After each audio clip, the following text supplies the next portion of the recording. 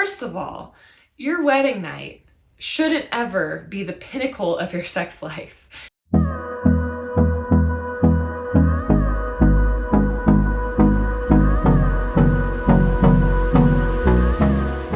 Hey there, welcome back to our channel. If you are new here, my name is Emily from Limabean Living.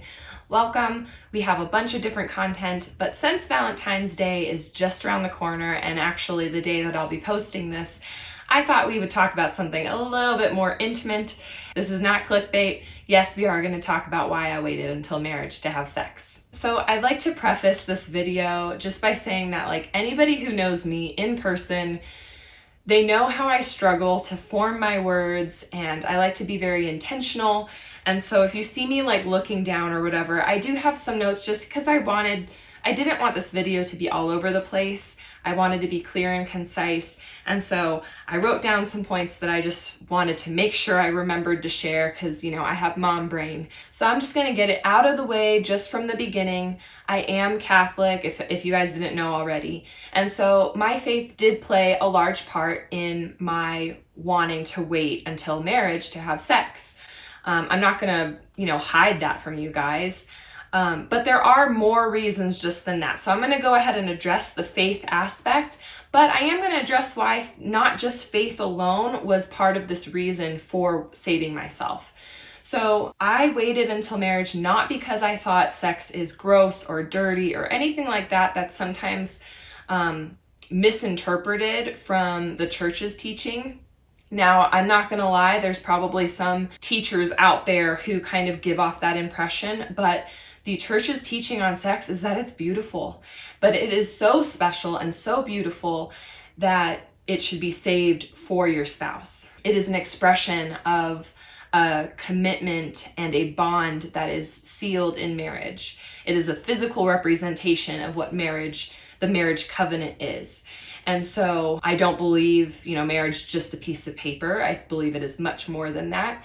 And sex, therefore, is that a physical representation of that commitment. I wanted to save myself because I felt like this is a gift that I can't give to anybody else except my husband. And I was really excited about saving a piece of myself, that vulnerability, that openness to creating new life. I wanted to save that for someone who had already committed to me also. And that kind of brings me into kind of my third reason for waiting is sex isn't just a physical act. There is so much more involved and so many emotions that are intertwined with that act that really can change a relationship. And I wanted to make sure that the person I was going to end up with was committed to me and loved me for who I was and not what I would give them. For anybody who's already married, there's times in your marriage where sex isn't really a possibility or an option. Maybe someone goes and travels. Maybe you just had a baby and you have to wait 6 weeks until your doctor clears you for intimacy like that. There's times in people's relationships where you can't have sex. You literally can't, or you choose not to because you really don't want to risk getting pregnant. And so in those moments, in those times, are you going to love that person? Are you going to enjoy their company? All of those questions I knew I could answer if I waited until I was married to have sex. If sex wasn't even an option, am I going to enjoy this person's company enough where in those moments, even if we really wanted to and we can't have sex, are we still going to have a good time? Are we going to have, like a fun, joking relationship? Can we laugh together? It really helped me weed out people who I felt were going to use me for my body, use me for what I could give to them or do for them, and really be with people who I knew wanted to be with me and who could be a good teammate especially in those times. The other benefit of waiting for me was that breakups were much easier to discern and to deal with. So I'm sorry to my exes that, didn't work out, but I'm still, willing to be people's friends. One of my ex-boyfriends is actually going to be in my brother's upcoming wedding because they're really good friends. We dated for a really long time, and I feel totally fine running into him.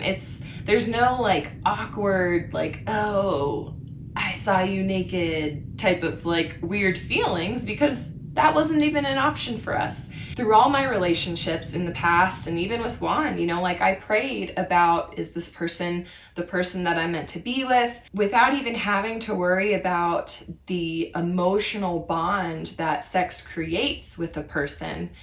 I could really discern, look, is this the person that I'm meant to spend my life with and raise a family with and go through all of the hurdles and ups and downs that life has to throw my way?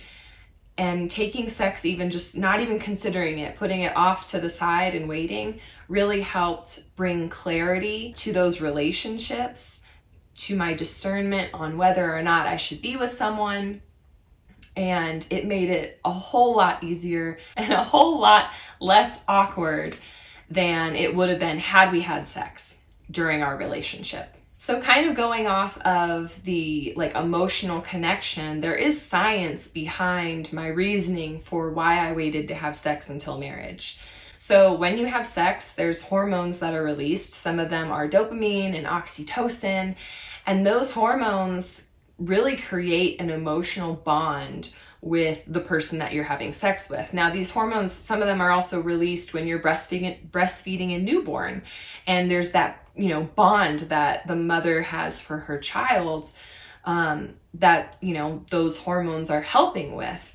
And I'm definitely one to speak. Like, when I first gave birth to Aubrey, I wasn't able to nurse her right away, and there was a whole hurdle that I'll probably share in a future video. But I didn't feel connected to her for a really long time, and we didn't really get to routinely nursing where she was really successful at nursing for a while. And part of me now, looking back and reflecting on how these hormones work, I do think that me being able to nurse her helped me bond with her a little bit easier than had I not been able to nurse her, and so on. So these hormones do play a part in our connections with other humans and those emotional ties. Now, these also help the woman, especially with forgiveness and letting go of past hurts. And so this is not my opinion, but I've read a lot on this, and they say that these hormones are actually why sometimes women stay in abusive relationships, because those hormones are released, and they're willing to forgive their abuser when they have sex with them and whatnot. And so these hormones that are released during sex, they're meant to really solidify a relationship. Now, if there's nothing besides sex in that relationship's not going to last.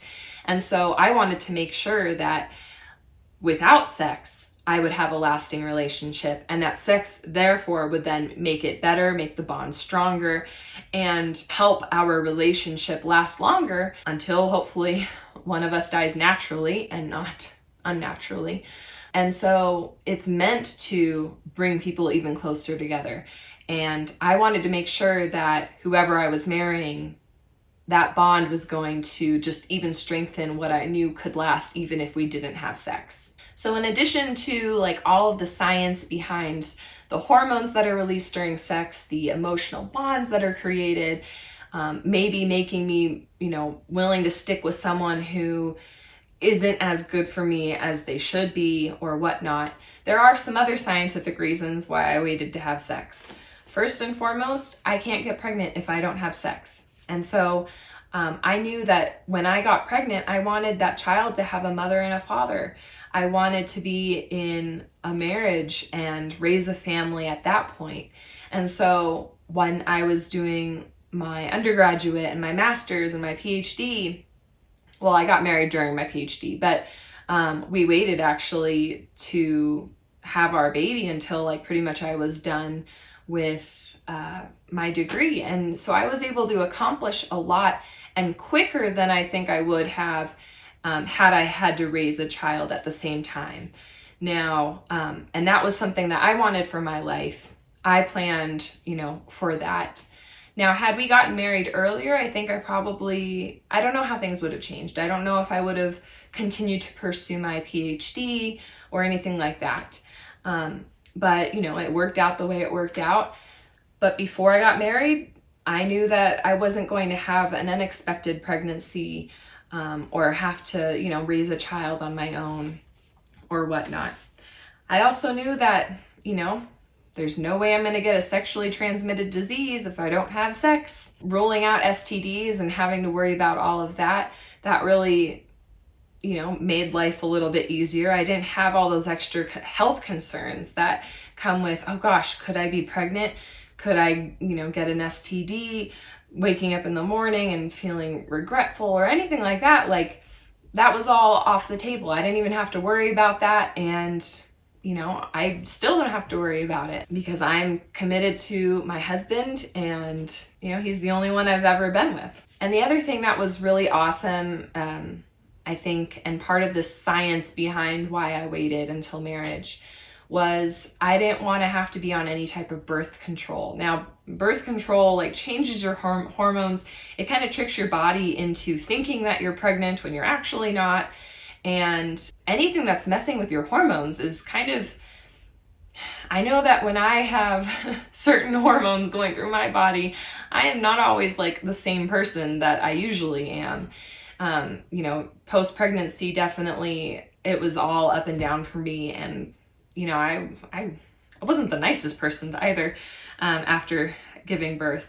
And so I can't imagine what pumping myself with additional hormones that are not really meant for my body would do to me. And I didn't want to have to worry about that either. I didn't want to have to worry about the side effects of being on birth control and all of that stuff. So that wasn't even like an option anyways.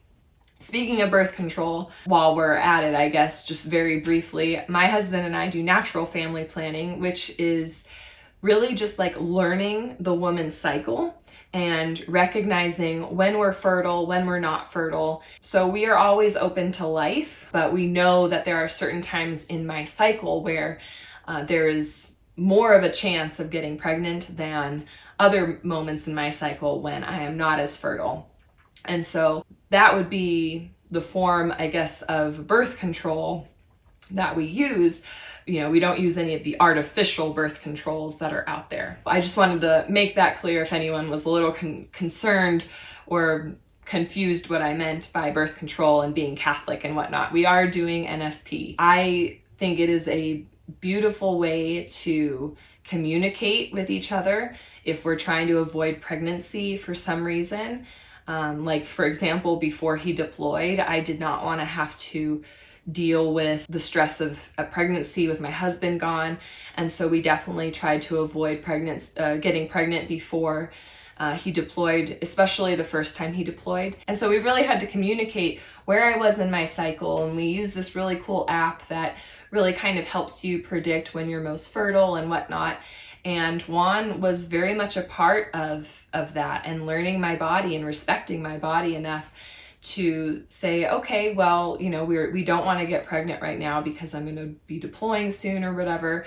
And so today it would be a risky day if we had sex. And so, we're not going to. Let's go watch a movie. Let's go out to dinner. Let's go bowling. Let's do something fun that, like I said before I was married, this is stuff that we would have to be doing anyways because sex wasn't even on the table.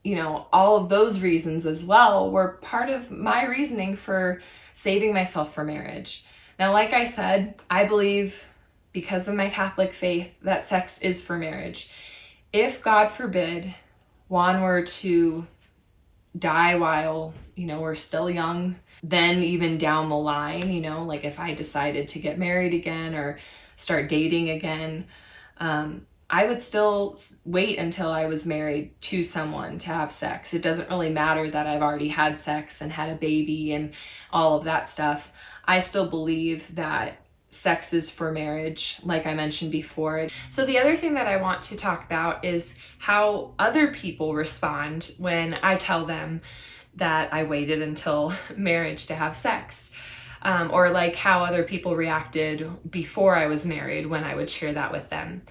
That was a question that some people had asked me before to address in this video, so I'm gonna give it a go. Surprisingly, there were a lot of my friends in the same boat as I was, so I was in very good company. I didn't feel super uncomfortable sharing that side of myself with others. I also had friends on the totally opposite side or point of view as I was, and a lot of the times their responses would be like, "Good for you." And honestly, if people thought I was weird or a freak or something like that, like they at least respected me enough not to say that to my face, I guess, or not to be rude about it. But one other thing that I have heard a lot, I can't say that I remember anyone asking me this personally, but there's also this phrase or this question that gets tossed around like, well, what if you guys aren't sexually compatible? Right? Like, what if you get married to someone and you aren't sexually compatible, and then what? Well, my take on that is that kind of treats like the other person as like a car that you have to test drive, right? Like you like all these other qualities, but you know, if this one thing just doesn't sit right with me, then I'm going to toss them to the curb. And I really like, if the things were flipped, let's say I got married to someone and I thought everything was great and they loved every part of me, but they didn't really like the sex and they left me because of that, I would be like heartbroken. First of all, your wedding night shouldn't ever be the pinnacle of your sex life. If anything, it should be like the worst sex you've ever had, and it should get better from there on out. And part of marriage is continuing to learn about each other, learn their likes, learn their dislikes. And I think if you were to ask like any married couple that's been married for years, they're still learning things about each other that you didn't know 50 years ago or whatever. I just really think that that's the wrong approach to take. And you can always learn and like communicate and, you know, try different things out that work for you. And if anything, I think that would draw a couple closer together, because no one would, I think, want to be in a relationship where they're like, well, I'm not sexually pleasing to my spouse, so what can you do? Like, if you love that person, one, I think it would be difficult to find having sex with that person unsatisfying. And even if it was unsatisfying, then that's something that you work together and it will strengthen other parts of your marriage, your communication, your trust, and so on. I just think the whole like, well, how will you know if you're sexually compatible is kind of the wrong question to ask, in my opinion. It kind of treats the other person kind of like an object, the way that I am kind of seeing it. And I know that I wouldn't want someone to look at me that way and then just to leave me because I didn't satisfy them in the way that they were looking for. And I then therefore wouldn't go and say, oh, well, you didn't satisfy me, so I'm done with you. Right? Like, if I love someone for all of who they are, then there are parts in any relationship that you're going to be unsatisfied with. Let's just put aside the whole sexuality part. I could be dissatisfied in some other part. And, you know, I'm not going to leave a spouse because I'm dissatisfied with something. I'm going to communicate with them, tell them what I like, tell them what I dislike, and see if we can grow together. And so I think that same approach should be taken for, you know, your sex life. If there's something that you don't like, you communicate and you continue to grow together.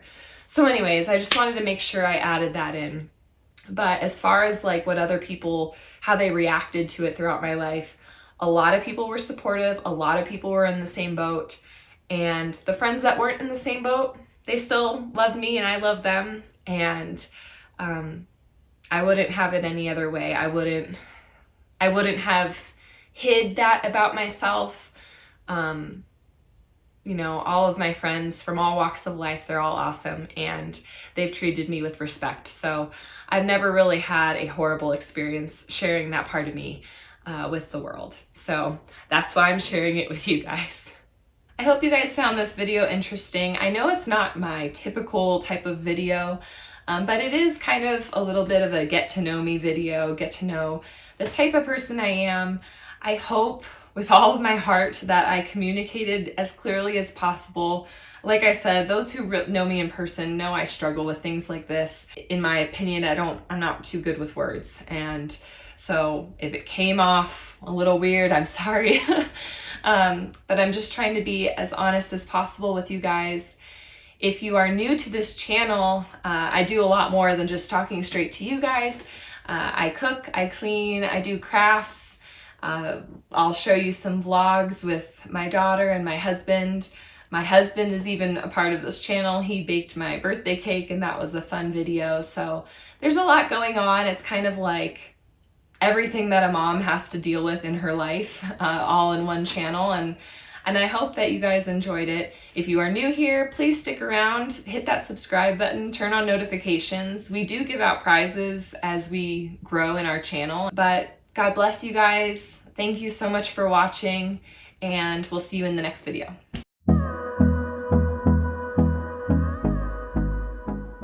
Woohoo! You've made it to the end of the video. If you didn't know already, my name is Emily from Limabean Living.